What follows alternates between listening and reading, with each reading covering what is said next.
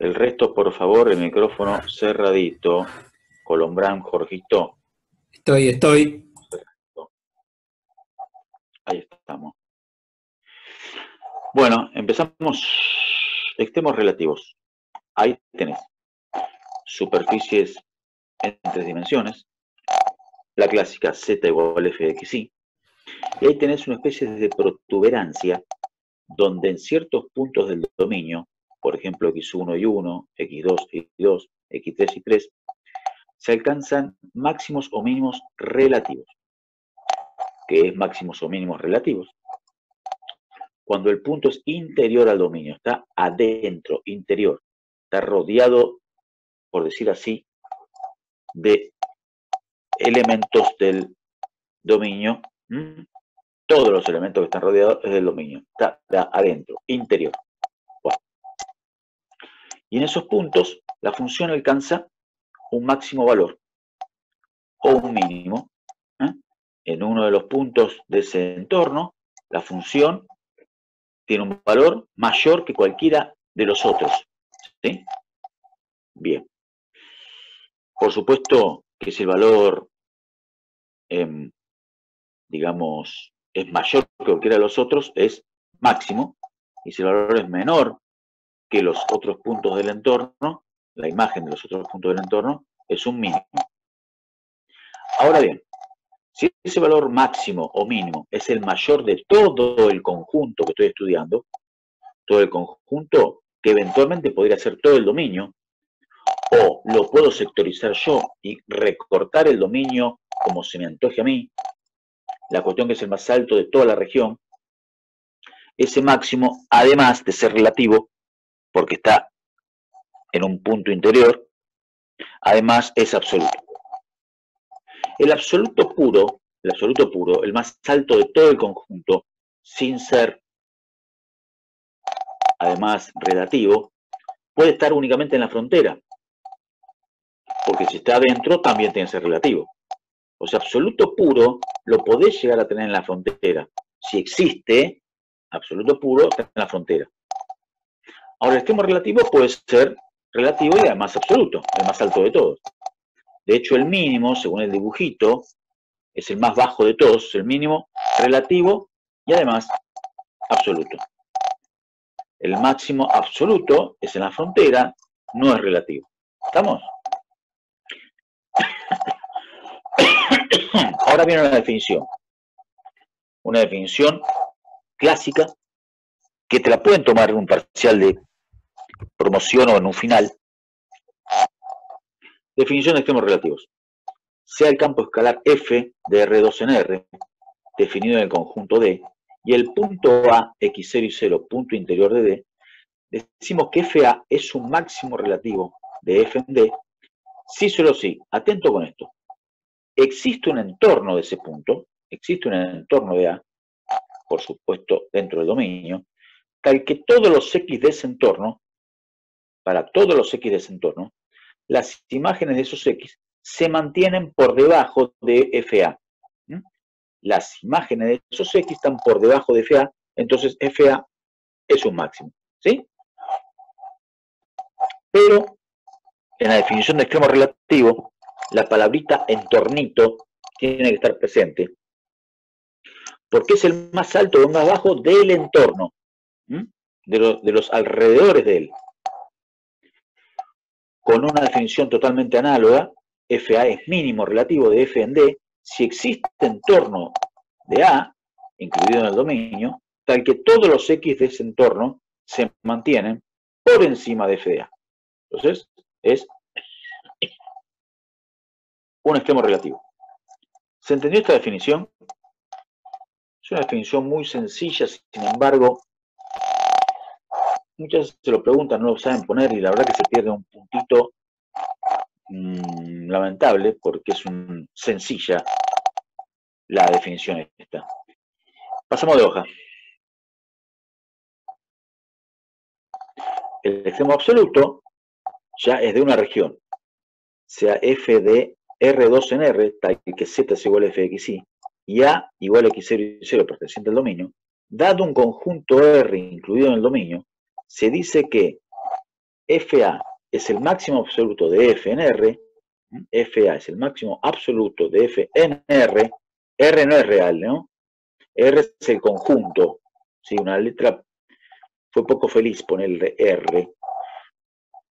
Sí, solo si para todo X, no de un entorno, ¿ves? Para todo X del conjunto R, para todo X de R, F de X se mantiene por debajo de F de A. Entonces es máximo absoluto. Cualquier otro punto, no de un entorno, sino de toda una región, se mantiene por debajo de la imagen de ese punto, con lo cual F de A es un máximo absoluto. Totalmente análoga a la definición de mínimo absoluto. Todos los X de la región, sus imágenes están por encima de F de A. Mínimo absoluto. Bien. Las desigualdades pueden ser con el igual o sin el igual. Si es sin el igual, quiere decir que ese máximo es estricto o mínimo es estricto. ¿Qué quiere decir estricto? Que no lo comparte con ninguno de los puntos del conjunto. Podría pasar, por ejemplo, como si fuese el techito de una casita, donde vos tenés una línea de máximos. En ese caso es un mayor igual o menor igual, es una desigualdad amplia que se llama, porque no solo él es máximo, sino que lo comparte con otros puntos del dominio. ¿Hasta ahí estamos, chicos? Bien.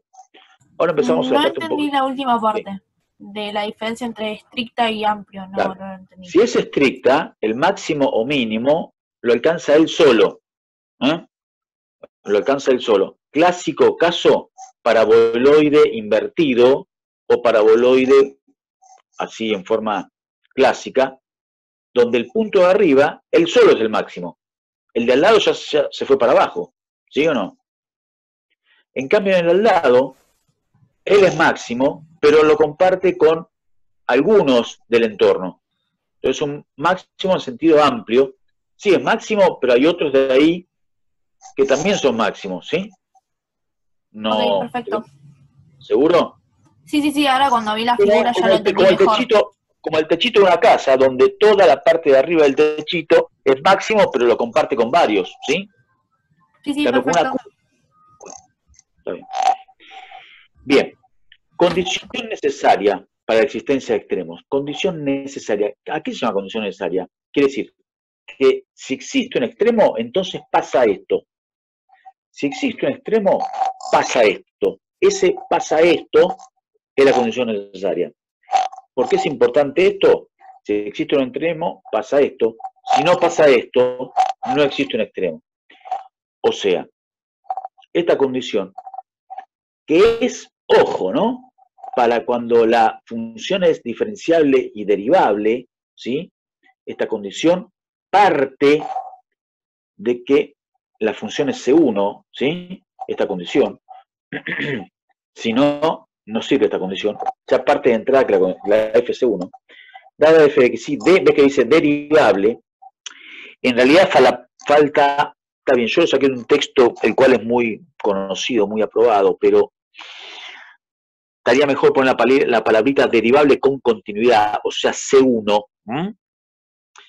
Si f es derivable en un punto x0 y 0, interior a d, para que la función tenga extremo relativo en x0 y 0, es necesario que en dicho punto se anulen las derivadas. ¿De acuerdo? Si la función tiene extremo, entonces se anulan las derivadas primeras. Bueno, a eso, que las dos derivadas primeras, en un caso, por supuesto, de R2 en R, ¿no? Quiere decir que si hay extremos, las dos derivadas se anulan. Bueno, muchas veces te piden enunciar la condición necesaria y últimamente también vienen pidiendo y demostrarlo. ¿Por qué? Bueno, demostrarlo viene un poco de la mano de qué pasa en un punto cuspidal, un punto de máximo, ponele. ¿Qué pasa con el plano? El plano tangente va a ser horizontal, porque evidentemente en el punto arriba de todo el plano se pone horizontal, ¿no? Gráficamente te puedes dar la idea que eso es así. Si el plano es horizontal, las dos rectas tangentes paralelas al eje X y al eje Y, esas rectas tangentes tienen que ser horizontales, con lo cual su pendiente es 0. Sí, ¿se cortó el audio? ¿Alguien me escucha? ¿Se escucha Yo escucho bien? bien, profe. Sí, yo escucho bien. Sí, se escucha bien. Escucha. ¿Se escucha? Bueno, fíjate, por ahí te palmó un poco el audio. Se escucha un ruido, con ruido. Algunos se escuchan con ruido. Acá no estoy haciendo ningún ruido yo, ¿eh? Y no sé. Bueno, se escucha un poco. Se escucha más o menos como un rechinido, pero... Como un raro, qué golpeteo. rairo. Sí, no sé. No, como un pero, no sé. Sí, pero no es mi garganta. Pero bueno, voy a seguir. ¿Qué voy a hacer? No puedo controlarlo de acá. Yo escucho lo más bien, ¿eh? Yo a mí mismo me escucho bien. Que digo que soy, ¿no? Bueno, decía que en un máximo, por ejemplo, el plano se te pone horizontal. Eso se puede entender hasta visualmente, ¿no? Yo voy subiendo, poner un paraboloide invertido. Cuando llego arriba de todo, el plano se me pone horizontal, obviamente. Si estuviese inclinado, quiere decir que sigo creciendo. Cuando yo llegué al máximo, el plano se me pone horizontal.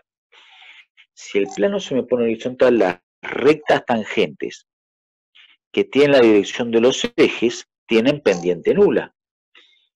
Y las pendientes de esas rectas tangentes, acordate, están relacionadas con las derivadas, ¿sí? Y justamente, como se te ponen horizontales, las derivadas son nulas. ¿Se entiende? Bueno. La explicación que podés dar, ya está, bueno, por lo menos Carlos del Valle lo tenemos de vuelta. La explicación que puedes darla desde el punto de vista gráfico. Dada la gráfica z igual a f de x, y, si intersectamos dicha gráfica con un plano y igual 0, o sea, un plano parado, digamos vertical, que pasa por y igual 0, corta la gráfica como si fuese un hachazo, le pegas un hachazo. Y esa gráfica, ponerle el caso más sencillo, un paraboloide invertido, al cortarlo con un plano te queda una curva, ¿no? Se obtiene una curva z igual a f de x, porque la x todavía está libre, pero la y es igual y 0, porque está capturada en el plano igual y 0. Esa es una función de una sola variable. Dicha curva está contenida en la superficie, con lo cual, si f presenta un extremo en x0 y 0, también lo presenta ¿quién? La curva, ¿o no? También lo presenta la curva, ¿sí? Porque si ese punto es el más alto de la superficie y la curva está en la superficie y pasa por el punto en cuestión, el punto de arriba de todo también es el más alto de la curva. Pero si es realmente un máximo en la curva, ¿qué pasaba en las funciones de una sola variable? Algo que no lo vamos a discutir porque ya lo aprobaste en análisis 1, que si el punto es un máximo, su derivada es 0. Ah, profe, pero eso era una sola variable. Sí, era una sola variable, pero yo te dije que cortabas con un plano igual y 0, con lo cual transformaste la función de dos variables en una sola variable. De ahí sale que f' de x es 0, ¿sí? En x igual a x0. Por supuesto, haciendo el mismo análisis, cortando con y igual y 0, te quedó otra curva, perdón, cortando con x igual a x0, con x igual a x0, te queda la otra curva, ¿de acuerdo? Entonces su derivada respecto de y también va a tener que ser 0, ¿de acuerdo? Bueno, ok. O sea, esta es la demostración, cortando directamente la gráfica con y igual y 0 o x igual a x0, te queda la idea de esta condición necesaria, ¿sí? Bueno. ¿Se entendió más o menos, chicos, chicas?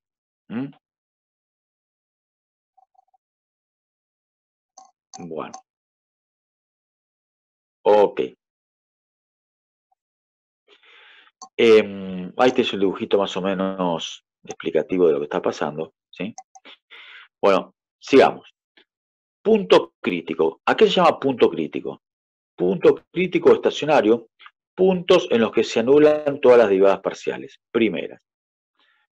Si existe el plano tangente, este es horizontal. Bueno, lo primero que uno piensa, listo, profe, punto crítico es un extremo. No, no, no, no.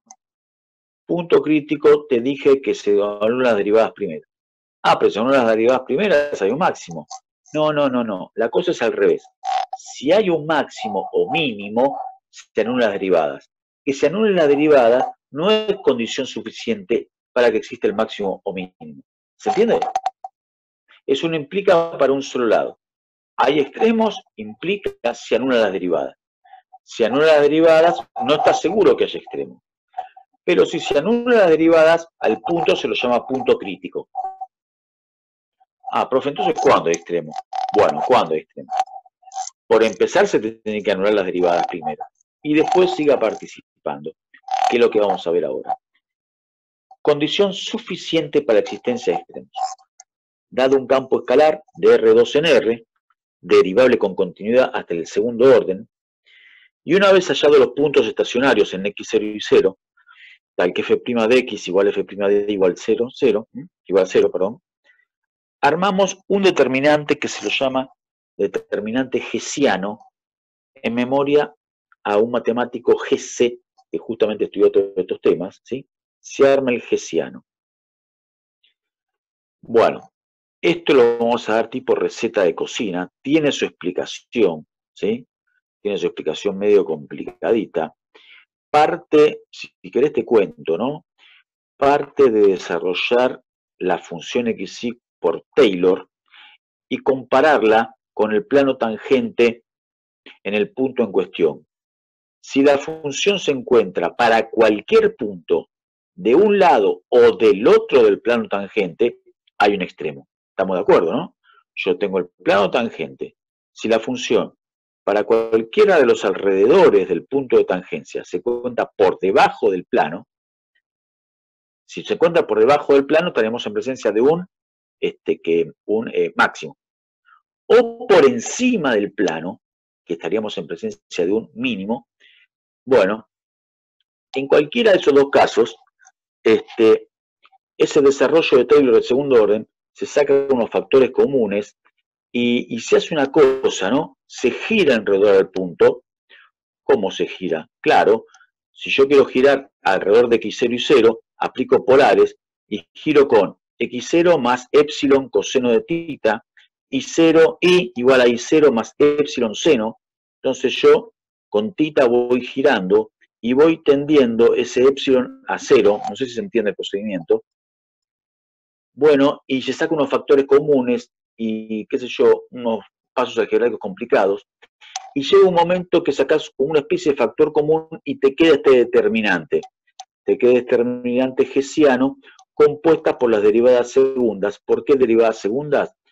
Porque vos desarrollás la función hasta el segundo orden. No tomás la función original, la desarrollás. Bueno, yo simplemente te lo tiré para que tengas una idea de dónde sale, ¿no? Alguno enloquecido de la matemática, yo le puedo decir después, si alguno quiere, dónde está la explicación fehaciente de esto. No te lo van a tomar. Pero bueno, la cuestión, que lo que tenés que saber vos, que planteás este hessiano. Si ese hessiano, esta matriz formada por las derivadas segundas, si te da mayor que 0, estás en presencia de un extremo. Se denomina en ese caso que x0 y 0, fx0 y 0 es un punto elíptico. ¿Por qué punto elíptico? Y es el clásico punto en elipse. Viste que el elipse arriba de todo tiene como una especie de máximo, ¿no? Lo llama punto elíptico, ¿sí? ¿Estamos hasta ahí? Si además, una vez que el hessiano es mayor que 0, que esa sería la condición suficiente, una vez obtenidos los puntos críticos, formás el hessiano y en el punto crítico, si el hessiano te da mayor que 0, estás sí o sí en presencia de un extremo. Hasta ahí es la condición suficiente. Si además la derivada segunda te da mayor que 0, estás en presencia de un mínimo. ¿Por qué? porque acordate, la derivada segunda siempre es la concavidad. Si te da mayor que 0 es cóncava hacia arriba, con lo cual hay un mínimo abajo, ¿o no? Bueno, otra vez, si el hesiano te da 0, pero la segunda de xx da menor que 0, estamos en presencia de un extremo relativo máximo, ¿de acuerdo? En este sentido es muy parecido a lo que veías en el análisis 1, ¿no? Cuando la derivada segunda era mayor que 0 o menor que 0, ¿te acordás? Bueno. Y otra cosa, si el hesiano llega a ser menor que 0, si el hesiano es menor que 0, chao. No existe extremo. ¿Estás seguro que el punto se llama punto silla? ¿Qué es el punto silla, profe? El punto silla, que proviene su terminología del paraboloide hiperbólico, que tiene forma de silla de montar. Fíjate que si vos agarrás el eje X, es la tangente en el punto 00, o no, 000. El eje Y también es una tangente de la superficie en 000, en distintas direcciones. Ambas tangentes, que son los ejes, son horizontales. Sin embargo, nadie puede decir que ahí es un máximo o un mínimo, porque eso sería como una silla de montar, donde en el lomo del animal estaría subiendo la silla, y donde vos ponés los piecitos, o sea, el estribo, estaría bajando, así que no tenés ni un máximo ni un mínimo, a pesar de que las derivadas primeras se anulan. Por eso la anulación de la derivada primera no es una condición suficiente, ¿sí? ¿De acuerdo? ¿Se va entendiendo, chicas, chicos, o no? Buah. Pasamos a otra hoja. Bueno, nada, un ejercicio muy sencillo para ver cómo funciona todo esto, ejercicio de la IA. El 8b, quiero sacar, sí, claro, es punto crítico pero no extremo, exactamente. El punto crítico es aquel que se anula derivadas primeras. Eso no quiere decir que sea extremo. Obviamente, si es extremo y la función es derivable con continuidad, también las derivadas son nulas, ¿no? Porque acá hay un tema. Ponele que la función no sea derivable, un cono, ponele, un cono. Un cono, semicono, ponele la parte de arriba de un cono, nadie puede negar que la parte justo cuspidal del cono, la de abajo, es un mínimo, ¿o no? Y cumple con la definición de mínimo. Pero todo esto no es válido porque el cono no tiene derivadas primeras, no existe ni siquiera. O sea, todo este desarrollo es cuando tu función es derivable con continuidad, ¿de acuerdo? Más aún, como en el jacobiano, perdón, en el hesiano intervienen las derivadas segundas, también se exige para la condición suficiente que la función sea C2. ¿Me entienden, muchachos?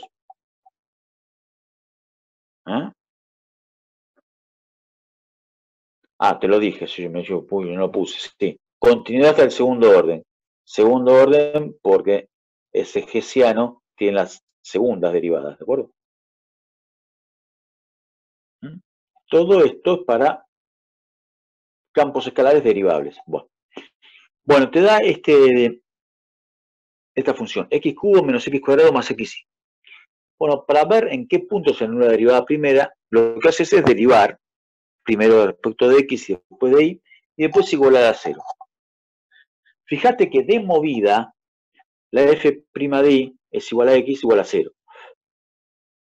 O sea, el punto crítico cumple que x es 0. Con x0 lo harás con la mano y lo metes en la primera. Y te queda 0 más y igual a 0, donde también deducís que la y es 0. O sea, el punto crítico es 0, 0. Punto crítico, pero no sabes ese extremo. ¿Qué haces? El hesiano. Derivar respecto de xx, derivar respecto de xy, derivar respecto de y, formás el hesiano y luego lo das en 0, 0. En este caso dio menos 1, chao, no existe extremo. ¿Estamos ahí? Otro problema, un poquitito más difícil. F de xy es 17b. F de xy igual a x menos y cuadrado menos x cubo más 2xy. El mismo procedimiento. Derivar respecto de x, derivar respecto de y, igualas a 0. De la segunda te queda y igual a x. Eso lo reemplazás en la primera. Y te queda una cuadrática, ¿no? Donde vos tenés dos raíces. X igual a 1/3 y x1. Bueno. Con x igual a 1/3, como y es igual a x, sacás el valor de y igual a menos 1/3. Y después sacás el valor, cuando x es igual a 1, el valor de y igual a 1. Bien, acá, ojo con esto que hay siempre una confusión. Los puntos críticos son x menos 1/3 e y menos 1/3 y x1 e y1. O sea, menos 1/3 y 1, 1. Hay una confusión porque a veces algún alumno pone, bueno, es todos contra todos. No, no es todos contra todos. No es x menos 1/3 con igual a 1 o x1 con igual menos 1/3, porque eso no cumple la derivada. Vos tenés que cumplir con las dos condiciones. No cumple con la segunda, que y es igual a x. Así que no es cualquiera de las x con cualquiera de las y. En este caso no. Si los valores de x hubiesen sido totalmente independientes de los valores de y, ahí sí es todos contra todos, ¿sí? No sé si me explico. No en este caso, porque por la segunda tenés que y tiene que ser igual a x. Bien. La cuestión para hacer las derivadas segundas si formás el hessiano. Y en uno de los casos la mayor que 0 existe extremo. Y como la derivada segunda es menor que 0, es un máximo. El otro, reemplazado en menos 1/3 y menos 1/3, te da menos 8, que es menor que 0, punto si ya no existe extremo. ¿Sí? Bien. Ok. Bueno. Pregunta del millón. ¿Esto tiene extremo absoluto puro? ¿Cómo absoluto puro, profe? Claro, claro. El más alto del dominio. Fíjate que no tiene absoluto puro. ¿Por qué? Por empezar que el dominio es todo redondo, ¿no? Porque esta función puede crecer indefinidamente y no tiene tope. Por ejemplo, haciendo, qué sé yo, y igual 0. Si voy por la recta y igual 0, me queda x menos x cubo, ¿no? ¿Por qué no? Son los puntos del dominio que cumplan que y igual 0. Y a x cubo le pongo 50.000 millones y el número se me dispara negativamente, ¿no? Al igual que a menos x cubo le puedo poner un número negativo, menos 50.000 millones también, pero negativo. También me da un número gigantesco, pero positivo. Con lo cual esta función provee, sacándome una de las variables de encima, que crece indefinidamente para arriba o para abajo. Entonces no tiene extremos ¿qué? Absolutos. ¿Sí? ¿De acuerdo? Claro. El extremo absoluto es cuando en general tenés un compacto. En general, no es tan sencillo la cosa, no es tan sencilla. ¿Por qué? Por ejemplo, yo te doy z igual a x cuadrado más y cuadrado, ¿sí? Z igual a x cuadrado más y cuadrado, ¿de acuerdo? Tiene extremo absoluto, que es un paraboloide invertido. El extremo absoluto es en el 0, 0, ¿sí? ¿De acuerdo? Lo que pasa es que en esos casos, si no está acotado, el extremo absoluto también tiene que ser ¿qué? Relativo. ¿De acuerdo? Si el dominio, como bien vos decís, no está acotado, el extremo absoluto tiene que ser la fuerza relativa, pues todos los puntos son interiores, ¿sí? ¿Se entiende? Bueno. ¿Seguimos? No, por eso de acotado no me gusta. Para descartémoslo, porque vamos a poner Bolonqui, porque podría ser que tenga una frontera, y a pesar de eso no ser acotado, ¿sí? No, para que nos metimos en un terreno medio peligroso, ¿sí? Directamente hay que hacer el análisis que yo te dije, ¿no?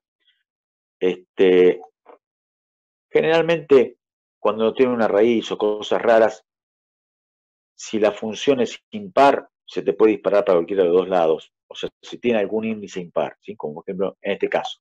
¿De acuerdo? Bueno.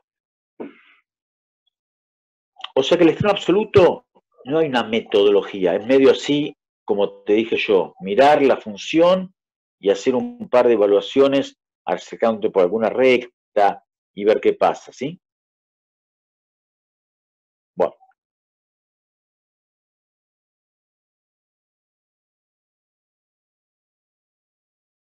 Ok. Bueno. Pasamos a otro punto. Más complicado. Cuidado, ¿eh? ¿Qué pasa para... ¿Está bien o me comí algo? No. Está. ¿Cómo estudiamos los extremos si la función está definida en forma implícita? ¿Qué haces ahí?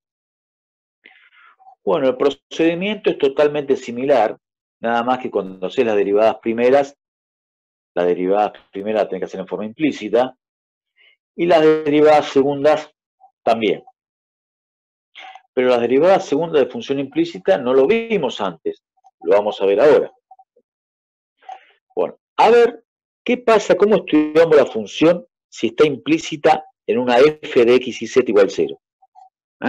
Campo escalar C1, en el entorno de x0 y 0 y 0, se define a z como función de x y. ¿Cómo se calculaban las derivadas primeras? ¿Te acuerdas de función implícita? La f chiquita era la f grande prima de x sobre la f grande prima de la implícita, que en este caso es z. Igual que la f prima de y, es la f prima grande y sobre f prima grande z, ¿sí? Bueno, nada. Fíjate que una de las cosas que tiene que pasar para que exista el punto crítico, tenés que igualarlas a 0, ¿no? Pero cuidado que si existe la implícita, f'z no puede ser 0, porque era una de las condiciones de existencia de la implícita, ¿te acordás? Con lo cual la condición necesaria se reduce a que la f' grande respecto de x tiene que ser 0 y la f' grande respecto de y tiene que ser 0. ¿Se entiende? El tema que entre estas dos ecuaciones y que la función f grande tiene que ser igual a 0, entre esas tres sacas el punto crítico de x0 y 0 y también sacas el z0, imagen de x0 y 0. Pero ¿qué pasa cuando tenés que armar el lesiano? Cuando tenés que armar el lesiano, la cosa no es tan sencilla porque la z está implícita. Bueno, ¿y qué haces? Un poco lo siguiente. Fíjate que la f' chiquita de x es un cociente de dos funciones. La f segunda de x es la derivada de un cociente, ¿o no? Pero ¿cómo derivas esa f grande? La f grande, acordate, lo dijimos, que si está implícita la z, la f grande depende de x, de y y de z. Pero z depende de x y, porque está implícita. Cualquiera de las tres derivadas, prima x, prima y o prima z, tiene la misma estructura del original, porque justamente proviene del original que la f. Con lo cual, la f segunda de xx es la derivada del numerador, la derivada del de arriba por el de abajo sin derivar, menos el de arriba sin derivar por el de abajo derivado, ¿te acordás? Sobre el cuadrado del segundo. Bueno, justamente lo que vamos a hacer acá. Derivar el de arriba, si haces la segunda de xx, derivar el de arriba respecto de x. La f' de x tenés dos caminos para llegar a la x. Uno directo, con lo cual es f segunda de xx, y otro a través de z, o sea, es f segunda de xz por z'x. ¿Se entiende? Y eso por el de abajo sin derivar, prima z. menos el de arriba sin derivar, prima x, por prima z derivada respecto de x. Pero prima z respecto de x tiene dos caminos. Uno directo, f segunda de zx, y otro a través de z, f segunda de zz por z prima de x. ¿Se entendió? Con el mismo espíritu son las otras dos. El signo menos del cociente lo mantenés porque es como si fuese una constante, lo mantenés adelante de todo. ¿Se entendió esta derivada segunda de función implícita, chicos, chicas? Sí, profe. Bueno, sí, escucho. Queda menos de un minuto. Bueno. Bien, bueno, ¿entender las derivadas segundas de implícitas? ¿Sí? El tema es que cuando se trata de un extremo, a ver, alguno que esté atento y tratando de, con algunas luces hasta ahora, esta fórmula de las derivadas segundas se simplifica. O sea, vos si te da un ejercicio que es puramente y exclusivamente de hacer la derivada segunda de implícita, tenés que aplicar estas fórmulas que no es para nada recomendable saberlas de memoria, lo vas deduciendo a partir de las derivadas de un cociente, ¿sí? Teniendo en cuenta que la f grande, a la z, es en definitiva función de xy. Bien, ¿qué pasa cuando se trata de un extremo? Si vos estás en un extremo, estas fórmulas se simplifican. A ver por qué, si alguien me puede decir por qué y cómo se simplifican. ¿Alguien se anima a decir alguna respuesta? Estas fórmulas de derivada segunda, cuando estás en presencia de extremos, se simplifican. ¿Por qué?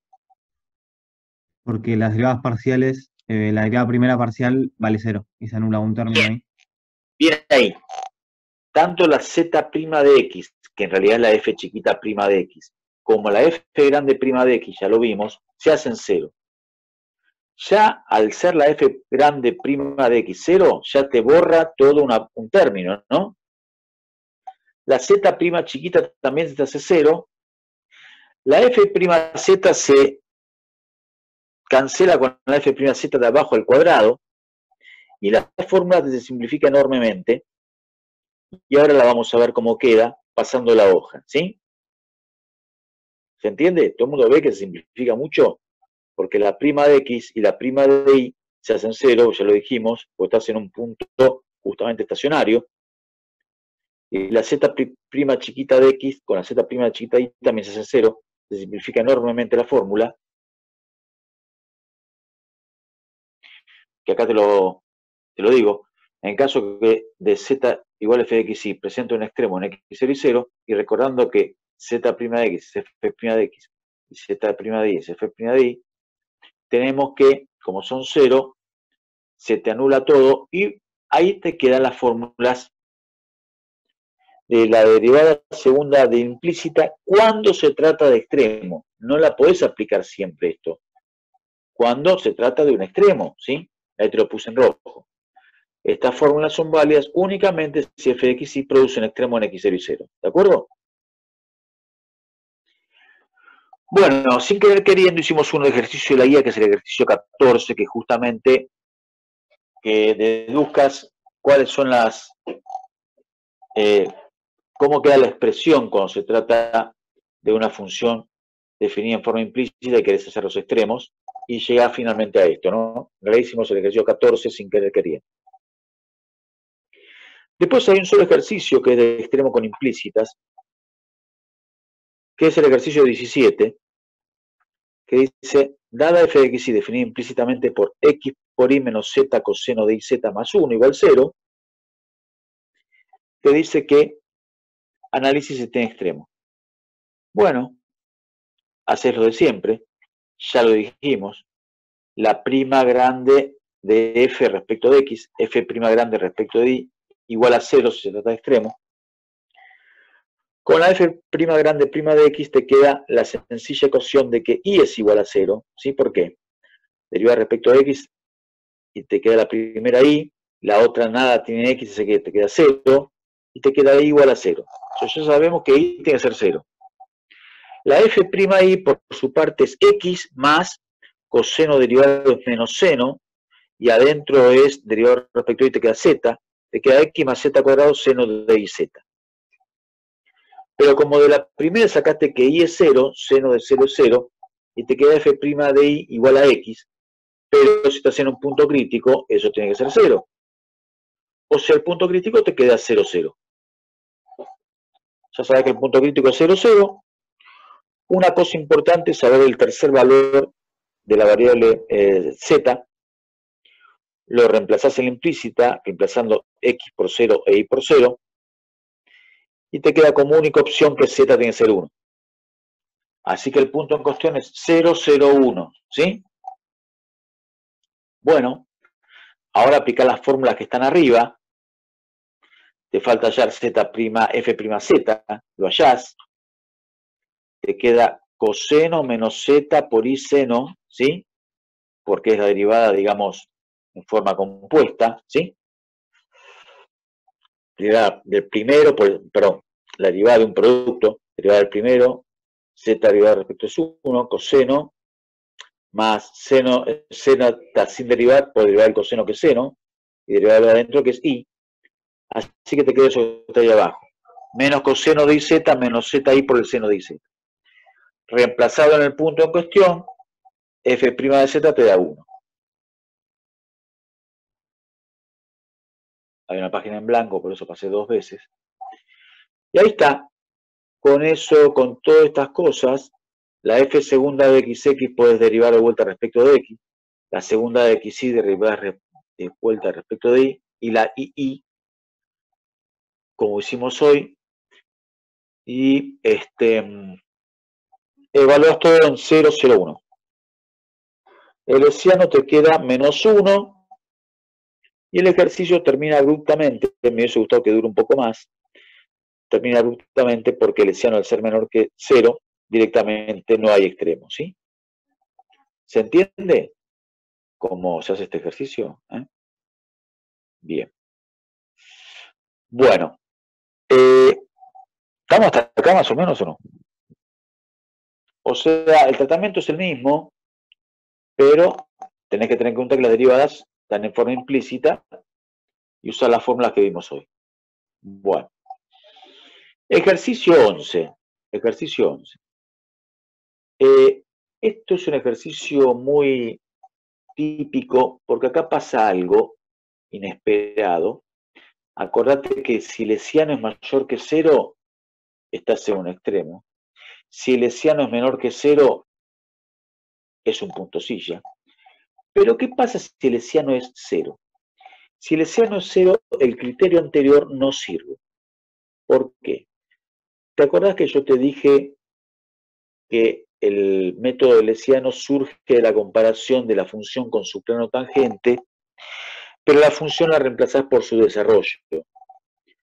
Quiere decir que si el hessiano es 0, te quedaste corto con el desarrollo. Para poder haber sacado conclusiones, tuviste que haber seguido desarrollando más órdenes, porque el Taylor del segundo orden no es la función, es una aproximación. Si hubieses hecho Taylor de tercer orden, hubiese aproximado mucho mejor. Pero cuidado que ahí ya es un lío, ya no hay una matriz hessiana, ya son varias matrices que se comparan, y es un método que no está prácticamente, no lo damos por supuesto nosotros acá en el curso, ni recuerdo que haya una bibliografía que lo explique con claridad. Simplemente el criterio no sirve.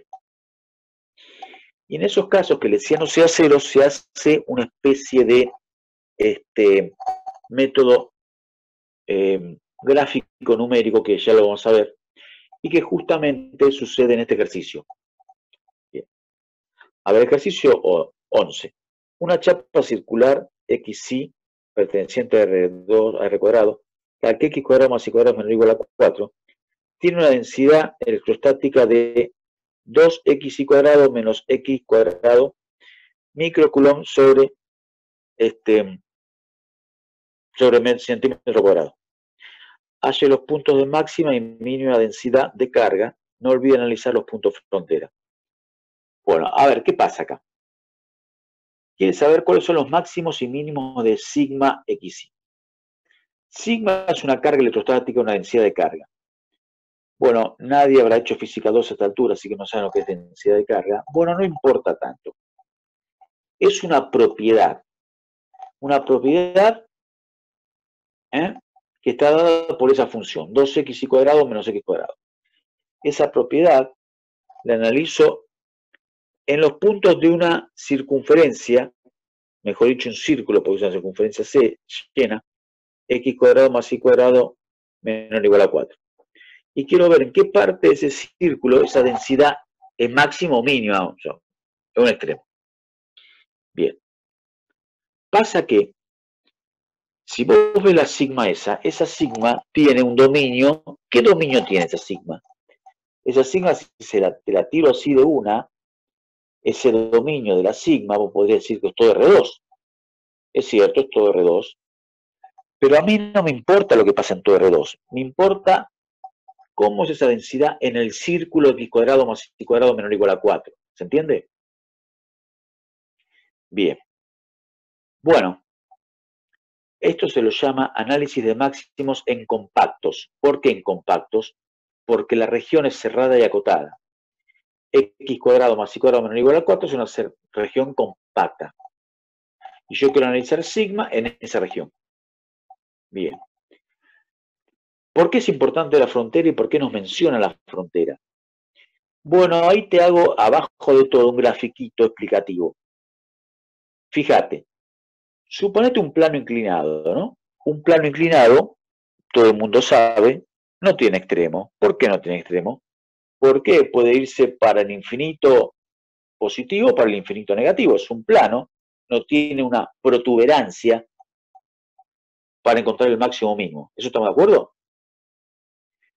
Pero si yo no analizo todo el dominio del plano, que todo el dominio del plano sería todo R2, si yo analizo un compacto, ese circulito que está rayado, automáticamente en el plano aparece un máximo y un mínimo, ¿sí? ¿Por qué? ¿Por qué? Porque, bueno, gráficamente lo ves, ¿no? Antes no tenía ni máximo ni mínimo, acotaste la zona de estudio y te quedó un máximo y un mínimo, pero además, a ver, del punto de vista analítico, ¿qué teorema echa luz sobre esto? ¿Alguien se acuerda? En un conjunto cerrado y acotado de un continuo, la función alcanza el máximo y mínimo valor. ¿Alguien se acuerda algo de esto o no? ¿De análisis 1? Análisis 1. ¿Teorema de Roll? Más o menos. No, ¿el de qué? El de Weierstrass. ¿Te acuerdas o no? No. Bueno. Está bien, no importa. Desde el punto de vista analítico, ese teorema. Pero, no importa, con lo que me conformo con que gráficamente veas que al acotar la zona de estudio, se te produce un máximo y un mínimo. Y fíjate en la frontera, en este caso. Por eso es tan importante la frontera. O sea que estos ejercicios de compacto lo vas a dividir en dos. La parte de adentro, la interior, como lo venís hasta ahora haciendo.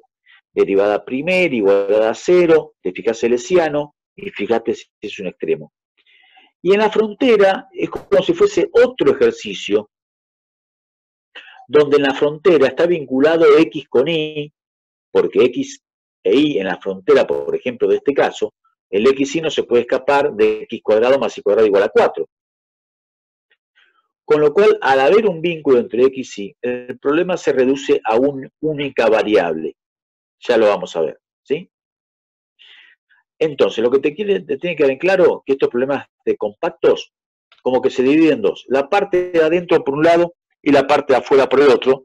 Y después se comparan los valores, ¿sí? Que obtenés, si obtenés máximos o mínimos en ambos, ¿sí? Bueno.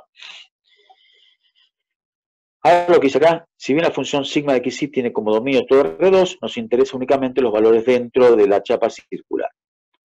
Toma relevancia entonces la frontera, puesto que ahora puede haber un máximo en la frontera donde antes no existía. Bueno, cambio la hoja.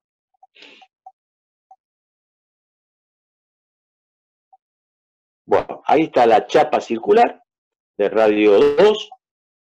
Entonces estudiamos por separado los puntos interiores, x cuadrado más y cuadrado menos x4, como lo haríamos habitualmente.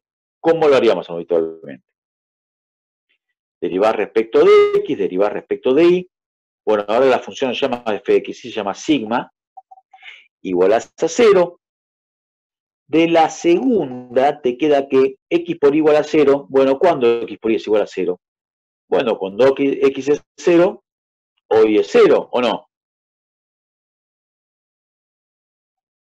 Pero si x es 0, la reemplazás en la de arriba y te lleva a que y es 0 también. Y si y es 0, reemplazás en la de arriba y también te lleva a que x es 0. Con lo cual hay un único punto crítico, ¿cuál? El 0, 0. Bueno, está bien, punto crítico, pero no está seguro si es extremo. ¿Qué tenés que hacer? Bueno, formás el hessiano. Y cuando formás el hessiano, haces las derivadas segundas, que son relativamente fáciles, y llegás a que el hessiano te da 0. El tan temido por los alumnos, el hessiano 0. El hessiano 0, el método en general no sirve, ¿no? Perdón. El hessiano 0, el criterio del hessiano no informa. Entonces vas a hacer una especie de método gráfico numérico, método que en general sirve para negar el extremo, ¿sí? Para negar el extremo. ¿Qué vas a hacer? Algo parecido a lo que te dije hoy. Si realmente existe un extremo, en los alrededores del punto la función está por debajo del plano o por encima del plano, ¿sí? Ahí te lo puse en la leyenda esta. Si el punto x0 es realmente extremo, hay un entorno en que la superficie está de un único lado del plano. Eso ya lo dijimos, ¿no? Si nos aproximamos por caminos, atento con esto, si nos aproximamos por caminos y por algún camino la superficie está por encima del x0 y para otro por debajo, no puede ser extremo. ¿Por qué? Porque si es extremo, la superficie está toda por encima del plano o toda por debajo. Si yo me acerco al punto por distintos caminos, ¿por qué por caminos, profe? Y porque un camino es algo unidimensional y es más fácil de tratar, ¿sí? Esto tiene un punto de contacto muy parecido o algo tiene que ver con el límite por curva, ¿sí? Yo me acerco al punto por una cierta curva que pase por el punto. Bueno, en nuestro caso es un poco más fácil las cosas porque f en 0, 0 vale 0. Va, f no, nuestra función se llama sigma. Sigma en 0, 0 vale 0. Fíjate que sigma, ¿cómo era? A ver. Sigma era 2xy cuadrado menos x cuadrado en 0, 0 vale 0. Con lo cual, con que haya un cambio de signo en sigma, ya quiere decir que está atravesando el plano, que si realmente fuese un extremo, el plano tendría que ser totalmente horizontal y pasar por 0, 0, 0, porque la x es 0, la y es 0 y la imagen es 0, ¿o no? Bueno, a ver cómo hacemos. Ahí está. Por ejemplo, me acerco por el camino y cuadrado igual a x. Tenés que tener presente cómo era la función, ¿no? Cómo era la función, que bueno, yo ya me lo olvidé. A ver, otra vez vamos a la función. 2xy cuadrado menos x cuadrado. Voy por el camino, dijimos y cuadrado igual a x. Si y cuadrado es igual a x, es un camino perfectamente válido porque pasa por el 0, 0. Y cuadrado igual a x, te queda 2x por x menos x cuadrado.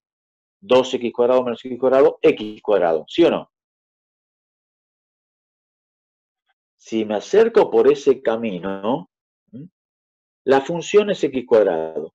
Y esa función es siempre positiva, o sea, siempre estoy por encima del plano, o sea que si tiene extremo tendría que ser un mínimo, porque en los alrededores estoy por encima del plano, ¿entendés? Pero no es ni máximo ni mínimo, ¿por qué? Porque tomo otro camino, por ejemplo, el igual a 0, un camino perfectamente válido, porque pasa por el 0, 0, con igual a 0 la función te queda menos x cuadrado. ¿Lo querés ver? Acordate la función original.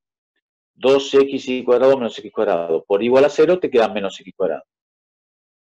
Menos x cuadrado es siempre ¿qué? Menos x cuadrado es siempre negativo. O sea que está por debajo del plano. Bueno, vos probaste que para algunos puntos del entorno estás por encima. Para otros puntos del entorno estás por debajo. Por más que te acerques infinitamente al punto, ¿sí? Entonces, ¿qué pasa, chicos, chicas? Está fluctuando. Está atravesando la superficie, está atravesando el plano. Nunca puede ser entonces un extremo. ¿Se entiende, más o menos, este método? Con lo cual, si por un lado es positivo, o sea, por encima del plano, y por otro lado por debajo, podemos afirmar que en 0, 0, f de x no produce extremo. Y ahí termina el análisis de los puntos de adentro. El único probable punto de extremo era el 0, 0 y lo acabas de descartar. O sea que dentro de la chapa no se te produce ningún extremo, ¿sí? ¿De acuerdo? Ninguna densidad máxima ni mínima. ¿Estamos?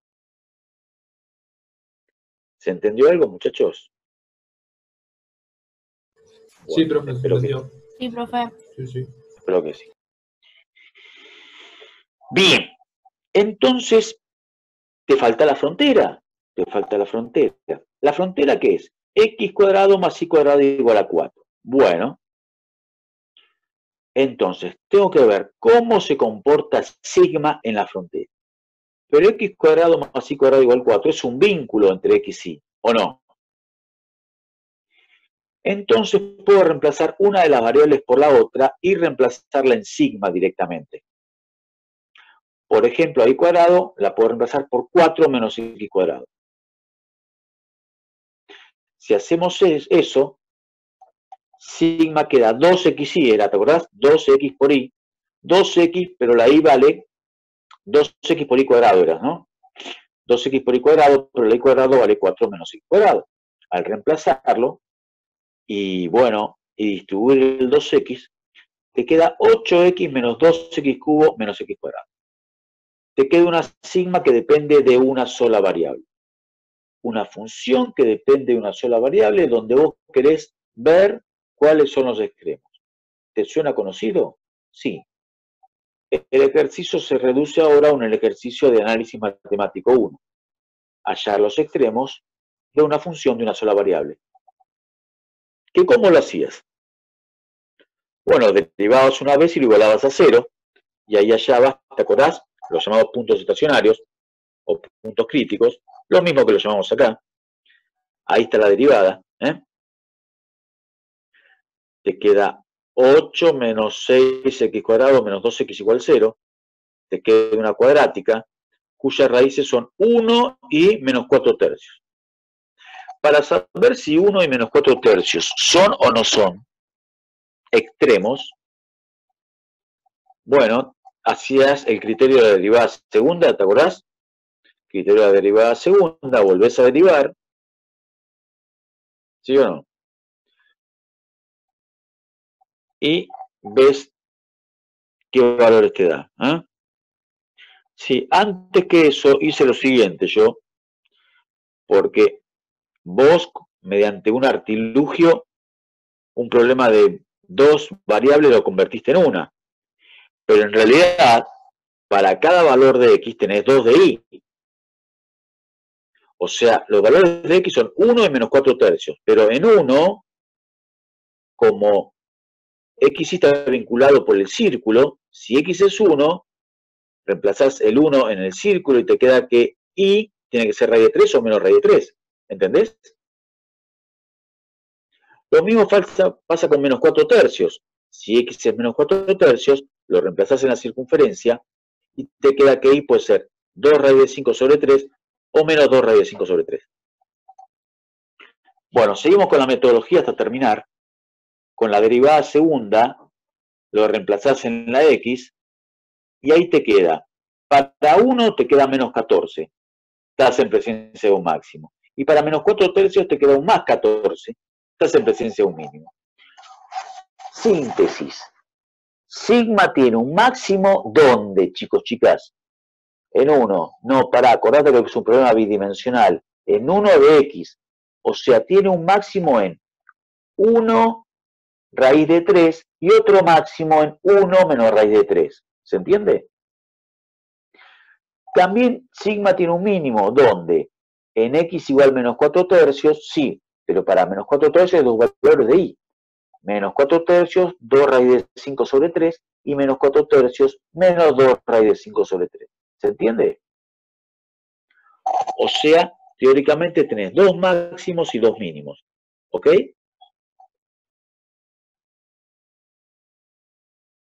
¿Sí? O sea, sigma tiene un máximo en 1 raíz de 3 y 1 menos raíz de 3. Bien.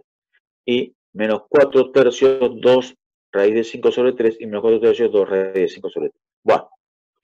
Después te puedes hacer un dibujito y ubicarlos en la frontera, porque estos son únicamente en la frontera. Los dos máximos y los dos mínimos tienen el mismo valor, ¿sí? Son iguales. Bien. Como vos estás hallando máximos y te interesa el más alto, si hubiese un máximo más alto que el otro, en el problema vos tenés que poner únicamente el mayor. ¿De acuerdo? ¿Sí? Bien. En este caso no hay problema porque los dos son justo iguales. El de 1 raíz de 3 y el de 1 menos raíz de 3 son iguales, y los mínimos también son iguales. Bueno, te dejé a vos la tareita de meter esos dos valores y ver los verdaderos valores, porque el verdadero valor del máximo es la imagen a través de sigma de 1 raíz de 3. Son absolutos. Sí, señor. Cuando se trata de un extremo condicionado, se va a llamar, condicionado. ¿Por qué condicionado? Porque X con Y están vinculados de alguna manera. Esos van a ser absolutos. Muy bien. Sí, señor. Bueno. Bien. Extremos ligados es la última parte de, de los extremos, ¿no? Bueno, más es un tema que no se le da mucha importancia, aunque aparece de vez en cuando en los finales, pero me parece un buen momento para cortarlo acá, más que todo que falta 5 minutos. Igual son, a ver, 1 o 2 hojitas, ¿sí? Bueno, un poquito más, 4, 5. Bien. Bueno, pero estamos bien con los tiempos. Acuérdense que al final quedamos el parcial, ¿qué dije? 5 de agosto era o 4, ya me confundo con los, o no lo puse acá. Me parece que a usted no se lo mandé. No era una fecha exacta, había No, dicho todavía no última era. semana de julio. Lo que yo estoy manejando con todos los demás chicos que de los otros cursos, y la arreglé con todo menos con ustedes. Mirá, suerte que faltan 5 minutos. Sugiero la fecha 1 de agosto. ¿Lo quieren debatir? La ponemos. 4 de agosto sería así. Ahora me acordé. Los chicos de los miércoles, que es el curso paralelo al de ustedes, le dije 5, así que a usted le entraría 4. Le mandé ese memo, ¿no? De la facultad que te dice bien cómo es la forma en que se va a evaluar, ¿sí? Bueno, son 4 ejercicios, tenés que tener 2 bien.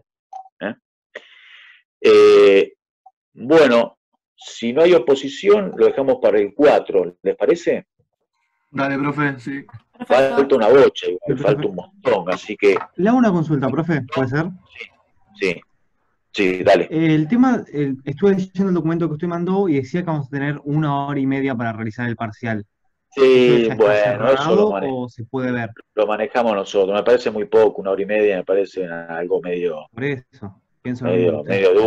medio duro, más duro que la realidad, ¿no? No, bueno, vamos manejando, muchachos, vamos a dar lo clásico, 2 horitas, porque encima lo tenés que escanear, fotografiarlo.